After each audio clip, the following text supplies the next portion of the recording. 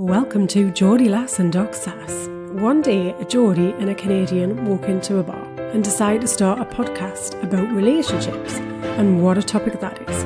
No subjects are off limits. Get in touch today with us at geordielass.com or email info@geordielass.com and let us know what you think and what we should talk about. Hello, welcome to the podcast. Welcome, Sarah. Oh my gosh. Don't know where to look. I'm looking at am I in the center of the film? Oh wait, I'm looking at your beautiful face. Yeah. How are things? Oh, really good. Really good. I just feel like, you know how you go through some hard times and you go through some challenges and then it gets a little easier and you're like, oh my God, life is amazing. Because you forget how hard it can be sometimes. So I would say in paddleboarding language, I'm on a smooth, pretty windless day. The water is super calm and I'm seeing the turtles all around. Oh, what a beautiful picture that is. I know. Turquoise blue seas. Things are good over here. Who doesn't love turtles? Oh my gosh. I tell you, I was actually literally on the sea yesterday and the day before, 2 days, whatever. Anyways, it's turtle season. They're all kind of doing their nesting thing. So cute. They're huge. Great swimmers. Sweet. I love turtles. It always surprises me how fast turtles swim. I don't know why. I thought they'd just be quite slow. Because they're massive. And they've got this big shell. But they're huge. They just go so fast. They do. These little... Really surprised. I know. Yeah. So cute. Oh, huge fan. Very sweet. Yeah. How are you doing? How was your summer? It's summer now. It was great. I know. We've just had a really lovely weekend. In fact, the last couple of weekends have just been really, really lovely. You know, and you just have such a nice time and you just, recognizing kind of what you say, sometimes you're in a tough season, sometimes you're just in a nice season and we're just going to enjoy the nice season. So yeah. Girl. It's good. Oh my God. Yeah. It's so funny. I feel like I'm like anesthetic shots all around. I'm like, yeah, feels good. It's awesome. I know there's two things in this season of my life that I have learned. There's one saying that has just been the source of my joy, which is it could have been worse. And that's not a pessimist. It's the gratitude for this could have been a lot worse. Yeah. Loving it. Yeah. No, things are good. It was good to remember that. Yeah. So, what is going on at the relationship desk of love? I believe the correspondent is still operating in the summer. The correspondent is still operating, even in this intense heat. I'm still here for you, don't you worry. Melting, but here. Absolutely. So, on today's Love Desk, I have got a new phrase for you. We like a little phrase on the Love Desk. And this one is the sunset close. Of a marriage? That's hilarious. Okay. Yeah, I'm all ears. So apparently this is the secret to a happy, healthy relationship. And the sunset clause is when you both agree a date by which you will either commit to one another or you will move on so that you can avoid a drawn-out breakup or years of loveless coupledom. This is great. So it's your piss or get off the pot date. Oh, I like that better. Yes. Are we in or are we out? Right? Yeah. Why is it that so few of us actually do that? I think it's just that the love goggles. Yeah. We're scared of standing up for ourselves and for our relationship. We don't have a clear vision of what together and committed looks like and feels like. Yeah. Yeah, but I think we're also terrified of kind of saying, calling time on a relationship. Yeah. Because then it means that you'll be alone. And depending on how old you are, then that might bring kind of greater or lesser kind of fear into your life. I think, you also kind of, especially if you've been together for a while, I think it's really hard to kind of call it quits, isn't it? Because, you and I have both been there, so we know how hard it is to call it quits. But yeah, I think that kind of almost admitting that your relationship hasn't worked, because we see it as a failure, although probably shouldn't, because it's not. It's just some things do come to an end. And I kind of realise that now, but when I was in it, I'm not sure I kind of realised that. So yeah, I just think there's a lot of emotion around it, I think, and that's probably why we don't do it. But I think it's a really good idea to say, actually, are we all in? Like, you've got to say you're all in, or are you not? Oh, I love this. Oh God, this is I'm like, holy crap, this is bringing up memories.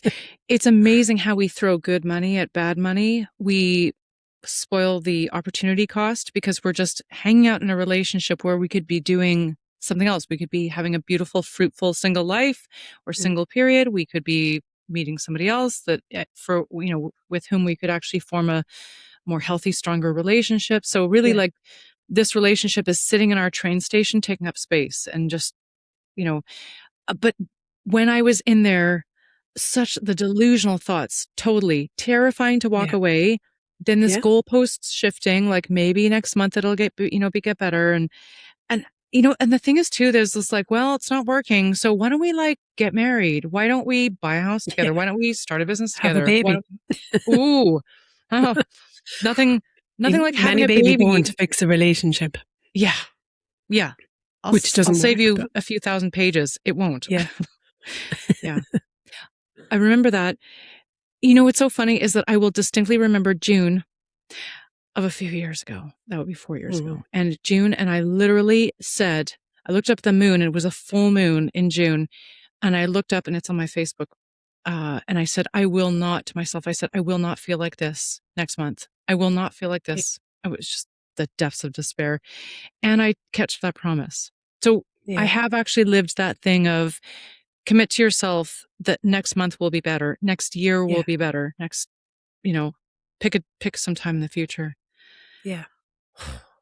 My gosh, Sarah, that just enlivened. But I'm like, oh my God, I feel so sorry for that person 4 years ago who was so scared to leave because they didn't know what was possible. Yeah. Well, you and I are living proof that it is possible. We are. Gosh. Okay. I'm like, do we have more podcasts? Because I feel like that was just the mic drop moment. I'm like, if you listen to one thing, dear listener, in 2026. Like, you don't need anything else. That was it. Select a date. Checking out. Sunset clause. Oh, yeah. That was good. Yeah. Makes perfect sense, right? Yeah. Yeah.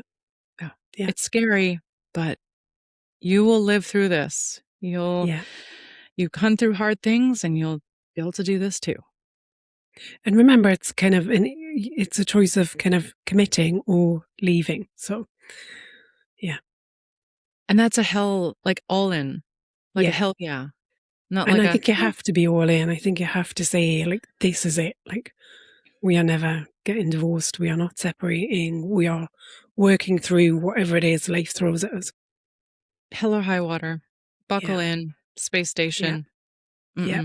There's no escape hatch. Yeah. Go back to the very beginning. You'll find the Stuck on the Starship Enterprise episode that we did. See, and look at us. We decided, let's go for this 6 years later. Exactly. Yes. Coming up on our anniversary. And I have no intention of leaving. Like, seriously. She's like, no, I'm never giving this up. Nope. This is like commitment. This is it. It is. It is. Yeah. Would you like to commit to a hot topic? Yeah, I think I can do that. You commit to the next 5-10 minutes. Even I can. Okay, today's hot topic. Is alcohol becoming the third person in your relationship? I can't speak right now. Yeah. Yes. No, it's a This similar. is water, by the way, not vodka. Just in case you were in doubt. Oh my gosh, it's so funny. Oh my gosh, is alcohol the third person in your relationship? Like, put a hand up if you have felt that or feel that. Yeah, it is. Yeah.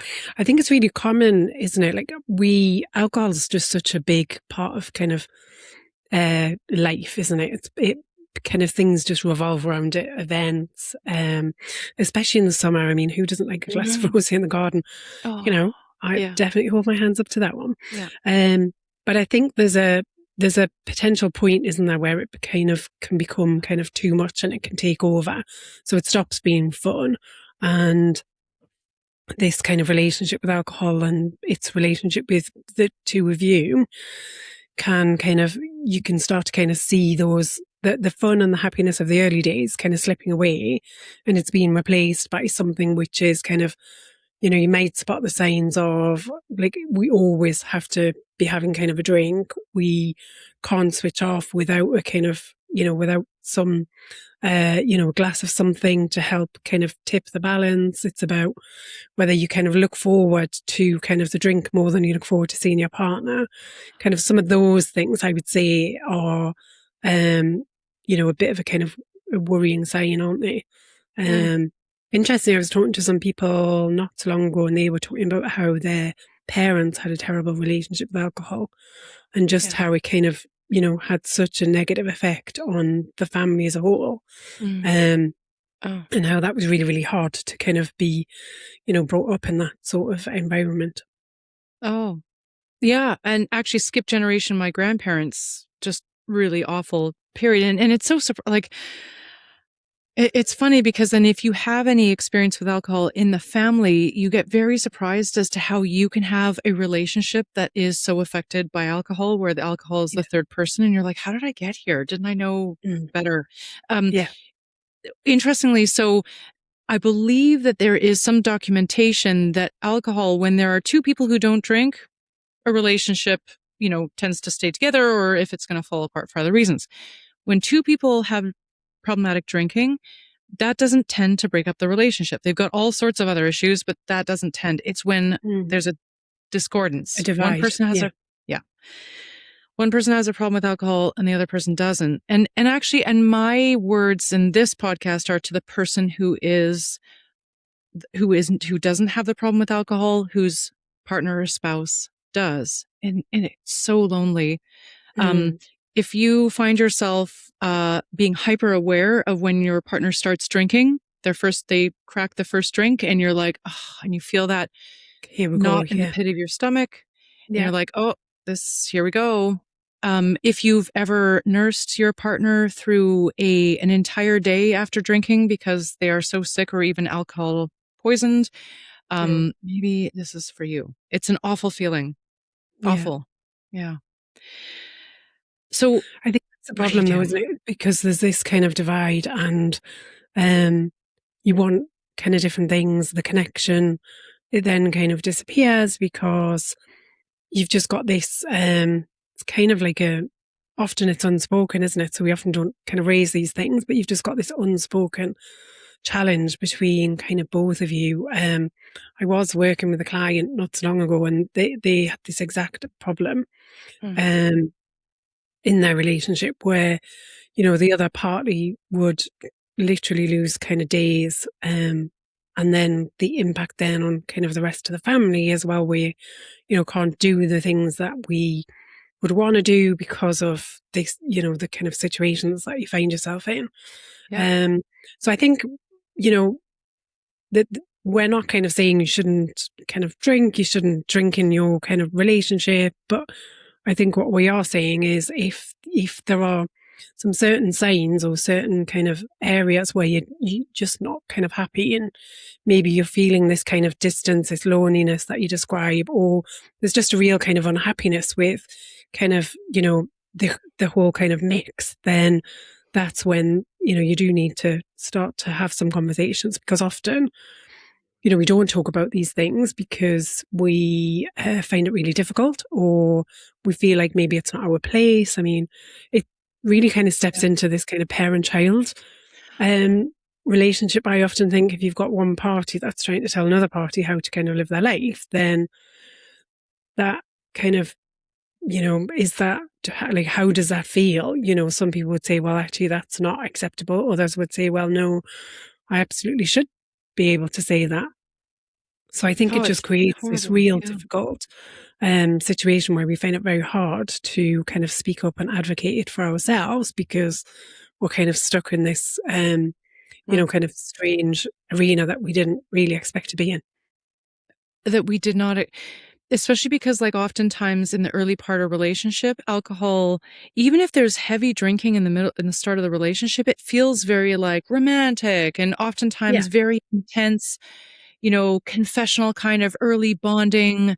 Yeah. love bombing kind of stuff happens at the beginning, and alcohol seems to be the lubricant to a lot of Yeah. those early dopamine driven, amazing, romantic, great sex kind of things. Mm. And it starts to become like the worst.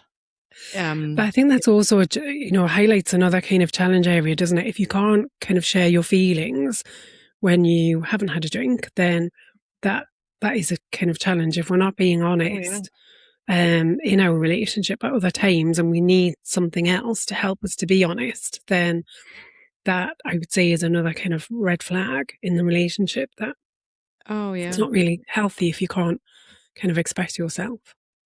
Oh, absolutely. I mean, the whole thing like is a total disaster because you've got the infantilization, parentification of two partners that neither of them want to be infantilized or being the parent. Nobody wants Mm. that dynamic. It turns into that like, oh, I see you drinking, the Yeah. nagging, right? Which as the non-alcohol consuming person, like you turn into a nag and you're always like vigilant and watchwatchful. And then there's definitely denial. And so the Mm. person who tries to bring it up always gets like mocked and put down and stonewalling and all this stuff. Like there's just such crap. I mean, I hate to be kind of black and white about this, but like it is not possible to continue a relationship if somebody is not open to seeking help meaningful, not Mm. coding and pushing the can down the road, but we're talking meaningful recovery, like sobriety, as in abstinence, Al Anon, 12 stop, whatever. Unless a partner is committed and, diligent to the recovery journey, it is not possible to have a healthy relationship with somebody unless they also have an alcohol use disorder. It sounds horrible to say that, but, I speak to the people who are wondering how much compassion should they have for their partner. And I ask, Mm. like, how much are you wanting to put your life on hold and Mm. put up with misery? It's it's a miserable existence being the partner of somebody who's not ready to Mm. change. Yeah. So that's a little harsh. But I would never myself ever be able to do that again. Mm. It's impossible because it's the third person. It's as if you're being cheated upon by another partner and you're not going to convince your partner to leave that other woman. Not going to happen. Mm. Yeah. They're always the more important partner. You are second fiddle. That is, I think it's quite a complex situation though, isn't it? Because like alcohol is, it's a drug. It's hugely addictive. It changes the, all of your kind of oh state of yeah, mind. Makes you believe that yeah, it's that you're in control, or that the next, it's fine to have kind of another drink, and it kind of oh takes yeah, over your kind of thinking. So I yeah, think there is this, if you look at it from kind of both sides, it's often, yes, people do need to get kind of the right help, support, but sometimes maybe it's just quite scary to kind of even admit that you've got a problem, right? yeah, So I think that yeah, there is compassion on both sides. I totally understand what you're saying about not wanting to kind of put your life on hold. mm, Has to come a point where we all have to make choices for ourselves. mm, Um, whichever kind of um situation you're in your relationship, we've all got to make kind of those decisions and choices. Um, but I don't think it's as clear cut as, kind of, mm, he's got a problem, well, then that's it. I think it's very complex. I think a relationship with alcohol is very complex. yeah. No, it is, and many say that alcohol is not the problem; it's the solution to Mm. depression, Yeah, anxiety, trauma. The alcohol for the person who uses alcohol problematically, the alcohol is not the problem. yeah, There's a lot of other unaddressed stuff and really painful stuff that is actually the problem. yeah. I think um, it's yeah, it's really hard, and I know that I'm not speaking to the person using alcohol. I'm speaking to their a partner who doesn't, and I agree that I am being unfairly biased in my attention in there. It is really complicated, and I think in terms of sort of like what a reasonable step might be, like if you're somebody who is maybe noticing this as a trend, maybe you've tried to have a conversation, but you notice that there's evasion of having a Mhm. real of calling out the elephant in the room. I think what is important, if you take one thing away from this, is to say that this is an important issue. It is for both parties here. This is not an issue that's going to go away, and it's not going to go away without talking about it. It has to be addressed, and there's many groups and other resources that can help to mediate conversations, to be able to like give treatment options, because there's a lot of individual work here and there's a lot of couples work that it's really due here. Yeah. I mean, it's definitely starting that conversation, but I do believe it's starting the conversation in the right way. That means you're more likely to get a kind of, a positive response as opposed to that kind of shutdown that often happens when somebody doesn't want to kind of face up to something that they probably deep down kind of know is a challenge for them, but they're maybe not ready to address it yet. So I think it's kind of, starting the conversation with kind of love and care and compassion. And to kind of say, look, we're on, we say it a lot on this podcast, but we're on the same team here. How can I kind of help you so that we can make the relationship, stronger, nicer, happier place for us both to be in? Yeah. No, that's a great place to start. I gather a lot of people listening who kind of are nodding along. They've already tried. They're at the nagging place. I'm pretty sure because I've been there too. They're at the nagging place and the nasty place. It's but certainly if you have the opportunity to start this with love, that would be great. I remember like that loving part that passed very quickly. It just very quickly turned into the nagging stonewalling. But I think often it's because we leave the problem for so long to the point where we're frustrated, angry, annoyed, upset, hurt. And because of that, we then kind of do come out all guns blazing rather than kind of, if you can address things kind of sooner before it gets to that kind of contempt and hatred phase, then because when you're in that phase, you're not communicating in a kind of kind, loving way. Oh yeah, that's because so you true. yourself are hurt, and hurt people want to hurt other people. That's true. Yeah, that's absolutely true. Yeah. It's a beautiful place to start. It's always the right move, is to start with an open, curious, compassionate, loving invitation to dialogue. Yeah. But it's not always easy to do. I totally 100% get that. I would say, never lose yourself in this. You can act in compassion and really try your best. And also equally true is you're never going to change somebody who's not ready. You're never going to change somebody, period, full stop. And there's a chance things may change, but only if that person is ready. And that's the only way. And yeah, absolutely. Also, well, none of us want to do the things that we don't want to do, right? We end up kind of digging our heels in. We demonstrate kind of why we're right. Ego takes over, says, I'm not the one with the problem, you are. Yeah. So there's all of that where if somebody's kind of turning something around on you and you're not getting kind of, equal airtime to be listened to and understood, then yeah, they are signs. And that's with kind of anything in your relationship. If you're not being listened to, you can't get your partner to kind of, at least try and understand your position, and vice versa, you to try and understand theirs, then it becomes very difficult to have a relationship with somebody. Yep, absolutely. Oh, I feel like we could do like parts 2, 3, 4, and 5 on this one, but suffice it to say, Geordie Lives and Doc Sass take this very seriously. This is not a small. Gosh, it's funny. I would much rather another woman in a third wheel live person in a relationship than alcohol. Personally, it's just that's a little easier to kick out. Just the alcohol and people who are in recovery describe how manipulative they were.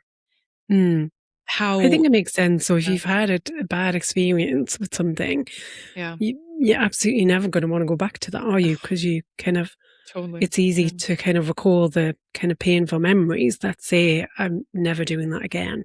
Yeah. what does it say? But, Once bitten, twice shy. well, that many, many people have made incredible recovery journeys. And to stand by somebody and be their rock while they're pursuing recovery is a beautiful thing. And to discover the beautiful things about, it's a real monkey on the back, but these are beautiful, incredible, lovable people who are really struggling. And so a lot of people make miraculous recoveries. Yeah. So, indeed. yes. Okay. That was hot, Sarah. I know. Taking you on an emotional roller coaster today. Oh, yeah. Would you like a question? Yes, let's go. Okay. Today's question.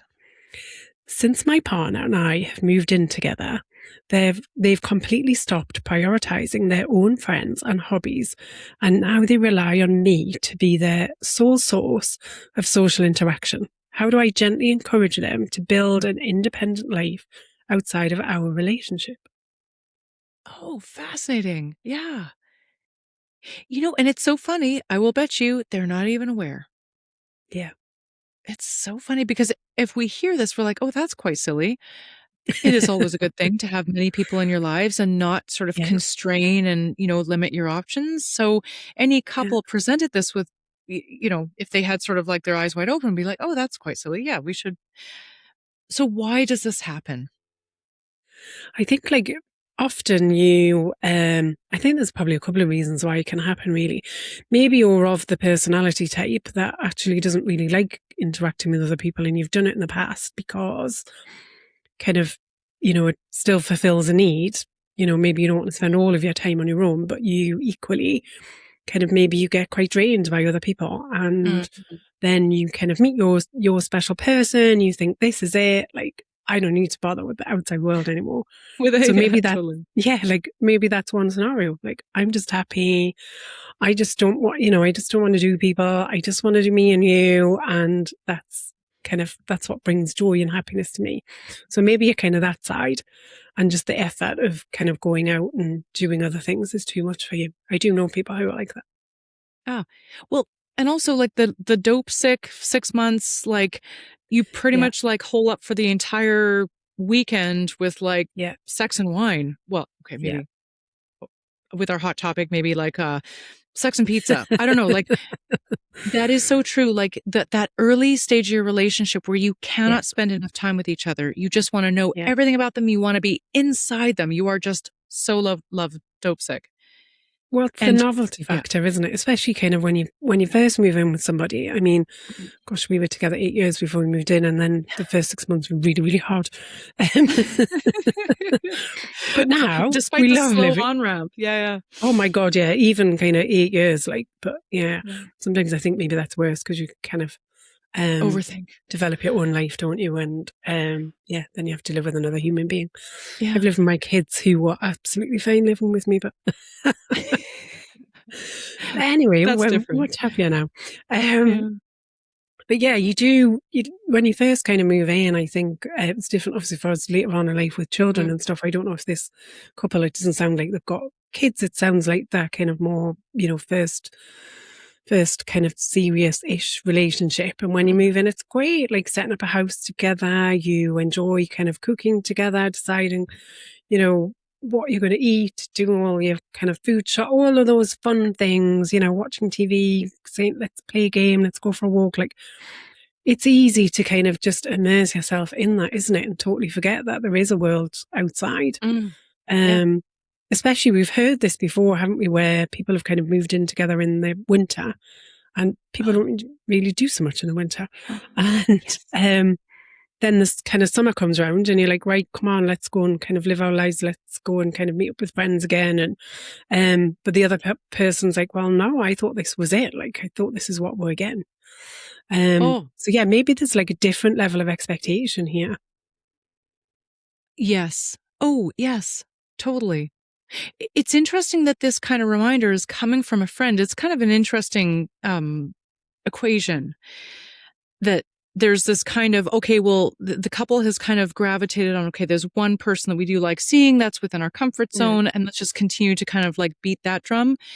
And that drum is no, I'm not going to be your only sole source of contact. to the outside world. But I do wonder if we are coaching this person who is wanting to open up a conversation. I guess the question is, how does one open that conversation up? Like with the both of them together, with just one of them, and just kind of see, hey, how you guys doing? Blah, blah. How do you find, socializing, etc.? I don't know, what other curious questions would you come up with to I think, ask well, this one couple? question you could ask is like, what's changed for you both since you've moved in together? Because often, certain kind of milestones will kind of change. Will change you as a couple. Won't they? We had some friends around for a barbecue recently. They got married a year ago. We're talking about obviously our upcoming wedding, which is happening soon. Very excited. Oh, yes. And they'd been together for a similar amount of time to us, I think, although they kind of lived together quicker than we did. But they got married, and they said that life has changed for them. They do feel different. So even though nothing has changed kind of in their day to day, but the connection feels stronger, feels different. So I would say that's maybe kind of like quite a curious question to ask is, what's different for you now that you've moved in together? Like, how are you both feeling about your relationship together, your life? Oh, it's funny. I just saw my life flash before my eyes, and there is something amazing about making that declaration of commitment. Yes, there is. And I just imagined, I was like, oh my gosh, one day it'll be like, you're my wife, you're my husband. And oh my God, those are serious words. I know. And there is this moment where you really want to relish in, like, it's so special. Like, you do really want to kind of marinate in that. And the outside world disappears for a little bit. That makes sense. Yeah. That's a beautiful question, Sarah. Yeah. A lot changes. Or maybe not a lot. But it depends. For me, so much would change indescribably. I'm going to take off my I think big it black is thing. There you go. Sorry. Just realized I've got like this cover and it's kind of, there you go. I think it is a big commitment though. And I think it should be taken as something that isn't, it shouldn't be taken lightly. I know, yes, you can get a divorce and we've both done that, proved that kind of, happens and life still goes on. Mm-hmm. You have kind of quite a nice life. But I do think that marriage is serious, I think. And it took me a long time to decide that actually my relationship wasn't going to be forever when I got married the first time. Because I did and still do take that commitment seriously. Yeah. And also living together, like committing to, it doesn't have to be serious for everybody, but if it's serious, then honor that. It is. Well, I think, you are saying, yes, I want to kind of spend my life with this person. I want to move in. We want to have a daily kind of shared existence together, and we want to create that kind of life. And you have kind of a dream around that, don't you? And so I think it is important to really commit to these things, because otherwise you've got one foot in, one foot out. And I've spent a long time kind of with a foot in and a foot out, and all it does is to create confusion and like heartache, I think. So so imagining for this couple, a lot has changed, and this is a really big step, and they're really enjoying it, and their social interactions have changed also, and they're probably not conscious to it. How do you gently raise choice and awareness? As in just a reflection of noticing that this social pattern has changed. Does that feel good? Is there something that you guys, now that we're sort of standing over the threshold of a really big change in your life, is there another choice you guys would like to make? And are you on the same page with that, or are there differences in opinions? I think that's the challenge in this question, though, isn't it? Because there are differences of opinions, it sounds like, because I think if you feel like you're kind of providing everything socially for that one person, I think that can feel quite stifling, I would imagine, to be in that position. So I think it's then for that person to be able to kind of voice that and say, I've noticed that you used to go out quite a bit and you're not kind of doing that now. Is there a reason? So really kind of just getting curious about that and checking in with them. And then if you're the person that actually does want to still have your kind of friend connections and go out, you make that quite clear, you know. I think it's something that it is important to kind of be the person that you want to be. And if that involves kind of, you know, travel, holidays, social kind of nights out, if that is who you are and that's who you were before you moved in together, assuming that, you know, it doesn't impact anything kind of financially for you both, then you should be able to continue doing those things. Yeah, absolutely. Yeah.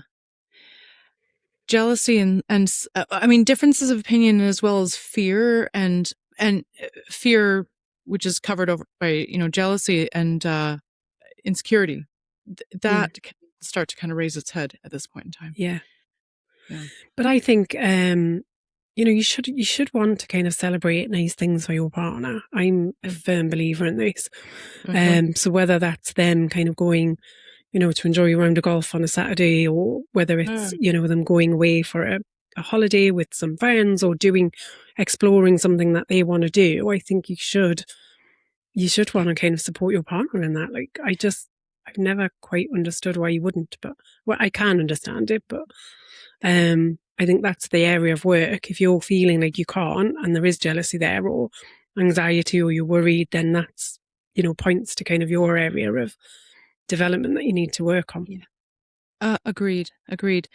Unless your partner's super shady and all sorts of weird, secretive behavior around their phone and just like super shady stuff. And that's a whole other situation. But yes, in the absence of super shady stuff, it is imperative for both parts of the couple to have their own life and pursuits and hobbies and growth. And I mean, at the very least, it brings vibrancy back into your relationship. There's beautiful things. Hey, I did this today. Let me tell you about that thing. I did, you know, everything is so much more rich that way. Yeah, indeed. There is this kind of let them go, let them grow part that's critical to our relationships. Yeah. And it's Well, it's scary. creating that true interdependence, isn't it? It's Yeah. we choose each other, not because we kind of have to rely on one another. We're choosing each other out of choice, and then we choose to kind of still live a fulfilled life outside of that as well. Yeah, absolutely. Yeah. Ugh. All right, let them go play golf. Yes. I talked to many people who were like, oh, but not the golf. Yeah. We were just talking on the weekend with a British couple, actually, and about how like this is like a major arguing point, right? But then, so the man who plays golf in our conversation was like, yeah, but like, you know, a man should be allowed to play golf. And the woman is like, yeah, but like for 5 hours, you know, all 18 holes. And there was a remark about how women may not be playing all 18 holes. And it's like, well, because, and the woman in the partnership, she's like, because we have stuff to do. There's housework. There's a whole list of things. We don't have literally an entire day to play on the golf course. So there are differences. And those are little details. Does it have to be 9? Does it have to be 18? Does it, you know, time-wise compromise? But let your partner go and grow, and then come on back and share all the good stuff. And yeah, exactly. I'm never going to say no, because there's always something I want to go and do. Honestly. And I've just booked a holiday. And I know I've just come back from a holiday, but I've just booked a holiday and we go on Saturday. Where are you going? I'm going this time with my 2 children to Spain, to Calador. Oh my gracious. You are the best. The British, like, you know, us North Americans, like we save up for every 5 years. You're like literally the entire British thing of like you get from your trip and you're already planning your next. Yeah, I know. I know. And your kids, and they actually want to travel with you. Well, they do. This is, it's actually probably been about 5 years since my son has come on holiday with me. My daughter would go on holiday drop of a hat. Like she'll absolutely say it. But, yeah, he kind of said, oh, I quite fancy going away. And we were like, right, let's book it before he changes his mind. Amazing. So, yeah. Congratulations. So, yeah, I'm getting ready to pack my suitcase again. I love And then I'll just come back and it'll be time to pack it again for my honeymoon. Oh my gracious. Coming over this side of the world. But I am indeed. Dear listener, we are coming going to taste your feta. Honestly, the olives, good times. But this is an incredible summer for Geordie Lass and Doc Sass. We're going to meet. You're going to get married. I know. And we're going to meet in person, in real life and everything. IRL, guys. Yeah. And I think we're going to be able to, I have a dream of being able to record this. I think we can. We need to try. Yeah, we need to try and work that out. Yes. Yeah, I think indeed. So. Yeah. And Taylor Swift and what's his name just got married. So it's going to be like that big. Yeah. They still haven't published the dress. I'm like, come on, guys. Like, literally. I know. It's like, what? I find myself refreshing CNN and BBC. I'm no, that sad. I'm not even a Swiftie. Right? I'm like, it's a Dior dress. I need to see this. Where's the photo? Yeah. Yeah. How did I become this? I don't even care, but I care about the dress. I know. It's all over the news. What did they say? It's the American equivalent of a royal wedding. Absolutely. Americans think that they're not royalists. They totally are. Yes. Oh, yeah. 100%. Yes. If Madison Square Garden were Buckingham Palace. I was going to say, you get to close down Madison Square Garden. Like, how sick is that? Totally. Oh, my gracious. We did. This is how sad we are. We were Googling their net worth because I saw a story that said they'd given away 26 million to charities before they got married. Yes. And then, so then we were Googling to say, well, how much of their net worth is that? And her net worth was something like 2.1 billion. Yep. And his is 100 million. Oh, yeah. No, he's like a pauper compared. Yeah. So you think, gosh, like, how does that, like, and you know, it's funny. I was just talking to my man. She's possibly wealthier than Elon Musk because her money is cash. His is all tied up in equities in his company. Yeah. She has just cash. They paid her for the Eras tour. Like, that's it. Yeah. Literally richer. Yeah. Imagine it's 2.1 billion in the bank. $1 billion. Yeah. What do you do with that? Insane. Like, yeah. I mean, I would take 2.1 billion or 100 million. I wouldn't be fussy. Would take either of those numbers. Yes. But 100 million is dwarfed. Yeah. It's crazy. I know. Oh, but yeah. That is so funny. They're going to make it work, I'm sure. Indeed. We are here. We're cheering them on because that's what we do. We cheer on love. Definitely. We're here for it. We're here for it. Oh, okay. Well, till next time. So that's it for another week of Geordie Lass and Doc Sass. We hope you've enjoyed listening as much as we've enjoyed chatting. Get in touch and share your questions for relationship remedies and any hot topics you want us to cover. If you need help navigating all things relationships, Anna and Sarah are available for one-on-one coaching support. Email info@geordielass.com. Please remember to like, share, subscribe if you've enjoyed listening. And if you've not, how on earth have you made it this far? I promise we'll try harder next time.